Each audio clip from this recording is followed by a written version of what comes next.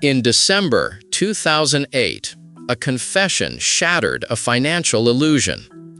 Bernie Madoff, its creator, told his own sons his investment fund was just one big lie. He described it as a giant Ponzi scheme. This was a $65 billion fraud. His arrest followed on December 11th. How did such a massive scheme operate for so long, despite repeated warnings?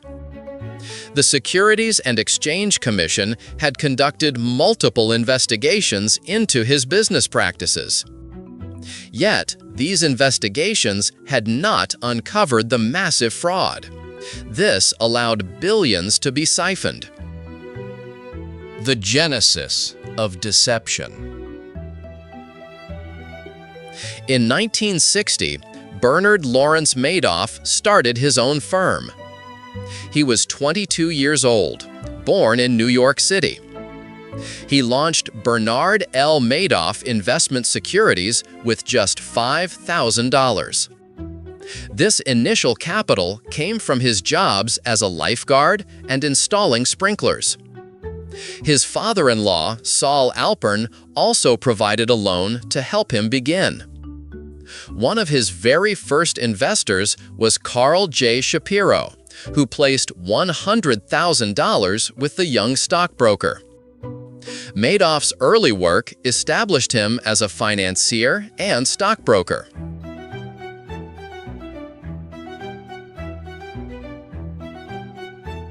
This was a genuine startup, built on ambition and a real understanding of market mechanics. Building a brokerage like this required consistent performance. This foundation of legitimate activity became crucial. It gave Madoff a credible front for later ventures. Consider a local hardware store. It builds its reputation over decades through reliable products and helpful service. Customers learn to trust the name and the family running it. If that owner later starts selling faulty tools or overcharging, the established trust can mask these changes for a long time. People keep coming back, believing in the original promise. A successful, honest beginning creates a powerful image. This image allows other, less honest activities to grow unseen. Madoff built his reputation carefully. But his firm was not just one business. It had a public face and something else entirely. The two faces of Madoff Securities. In 1960, Bernard Madoff opened his investment firm. Over the decades, it developed into two very different operations. One was a public-facing brokerage. This firm was known for innovation, pioneering the computer technology that helped create the NASDAQ stock market. It became a major market maker, processing stock trades for other brokers.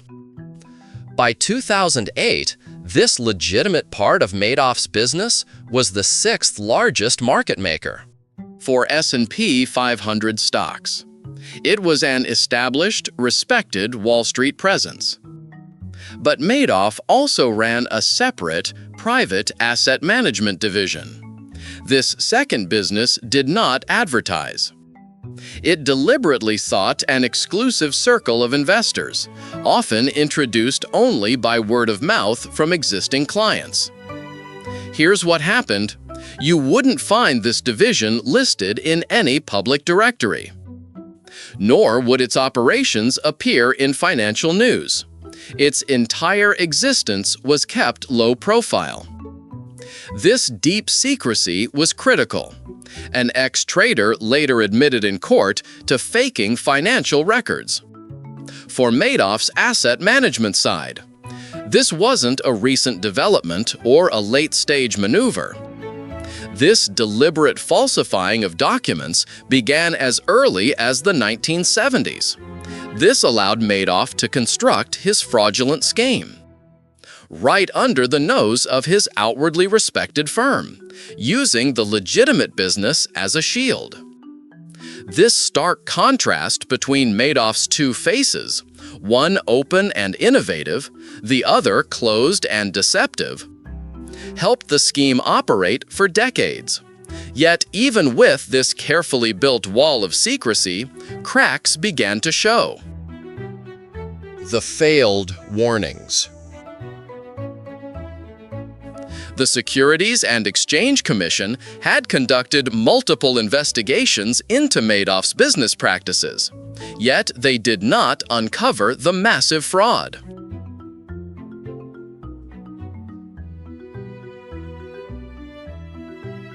You might wonder how such clear alarms went unheeded. Madoff's firm had two main parts.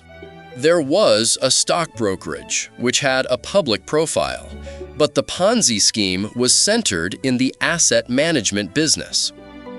Madoff kept this part of his operations low profile and exclusive. This separation helped hide the true nature of his wealth management. He was also a prominent figure, having served as chairman of the Nasdaq Stock Exchange at one time. His firm employed his brother Peter, his sons Mark and Andrew, and his niece Shayna Madoff. Shayna worked as the firm's rules and compliance officer and attorney. This internal structure, combined with Madoff's public standing, helped deflect scrutiny. It shows how a powerful, reputable figure can maintain an illusion. But even a carefully built illusion eventually faces a breaking point. The House of Cards trembles. By early December 2008, Bernard Madoff faced a critical problem. Investors demanded their money. His asset management business, built on a Ponzi scheme, could not sustain itself. His firm was unable to meet these massive demands, and with banks having all stopped lending, he had run out of options. On December 10, 2008, Madoff confessed to his sons. He told them his asset management unit was one big lie. His sons then told authorities. The next day, Federal Bureau of Investigation agents arrested Madoff. They charged him with one count of securities fraud. His scheme had finally collapsed. The confession and arrest. Imagine the pressure inside Bernie Madoff's office in early December 2008. Pressure built inside his firm. In early December, Madoff spoke with his sons, Mark and Andrew. Then, Madoff confessed the full truth to them. He told them the investment fund was one big lie. It was, he admitted, a massive Ponzi scheme. Mark and Andrew did not wait. On December 10, 2008, his sons told authorities. The following day, agents from the Federal Bureau of Investigation arrived. They arrested Bernie Madoff and charged him with one count of securities fraud.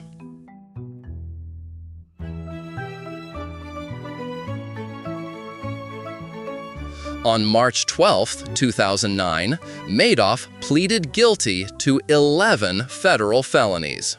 His long run had come to an end.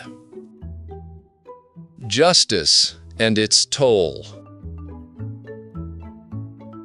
On March 12, 2009, Bernie Madoff stood before a federal judge. He pleaded guilty to 11 federal felonies. This admission sealed his fate. On June 29, 2009, the court handed him a sentence of 150 years in prison. he had defrauded investors of an estimated $65 billion.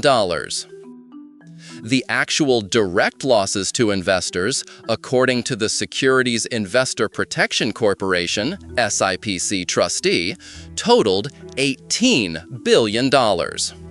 This was not just Madoff's downfall. His Ponzi scheme tore through thousands of lives. It also destroyed his own family.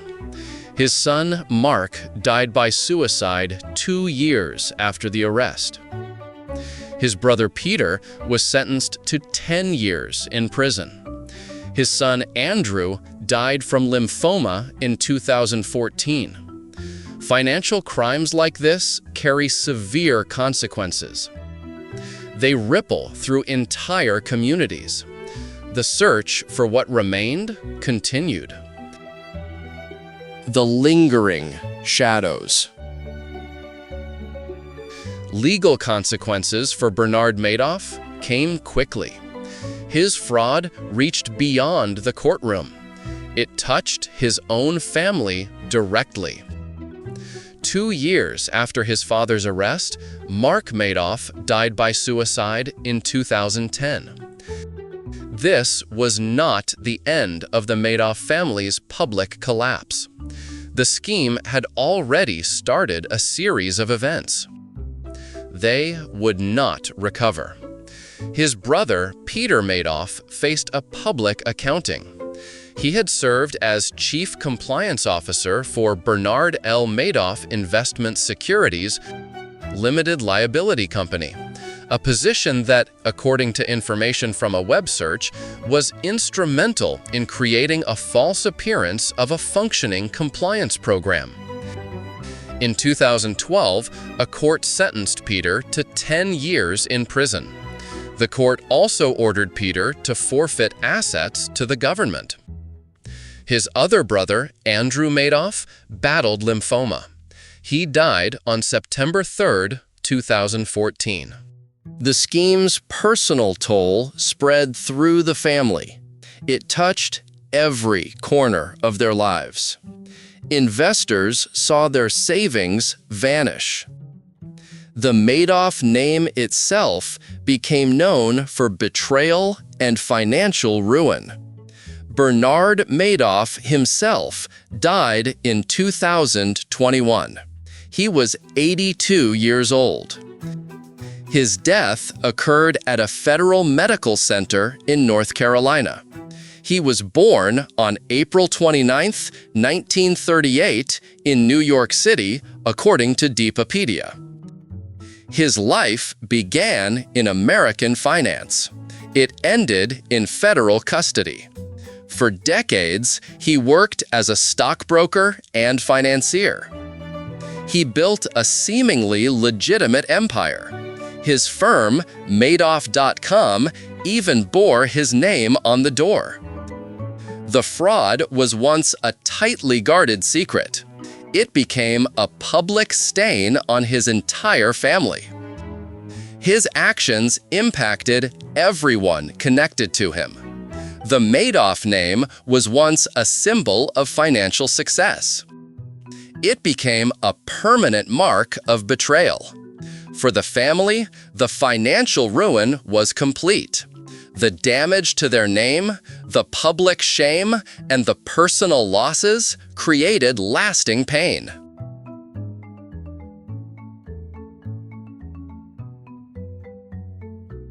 Money could not heal these wounds. The Madoff legacy was redefined by this vast deception. Its consequences stretched far beyond any financial statement. How did a scheme of such immense scale, estimated at $65 billion, operate for so long, despite multiple warnings and investigations? Madoff built his empire not just on lies. He crafted a careful facade of trust and exclusivity. He was a former NASDAQ chairman, a public face of credibility. His asset management business promised returns too good to be true. For decades, they were. New money flowed in, paying off older investors. This created a powerful illusion of success. The Securities and Exchange Commission conducted multiple investigations into Madoff's business, yet the SEC failed to uncover the fraud. This persistent blind spot allowed the deception to persist. The numbers defied basic financial logic. It was a system that thrived on reputation and a willingness to believe in exceptional returns. Investors didn't ask enough questions. Eventually, the flow of new money could not sustain the payouts. The illusion shattered completely. Madoff confessed to his sons on December 10, 2008. His story forces us to ask, what happens when our financial systems prioritize perceived prestige over relentless, independent scrutiny, even for figures of immense influence?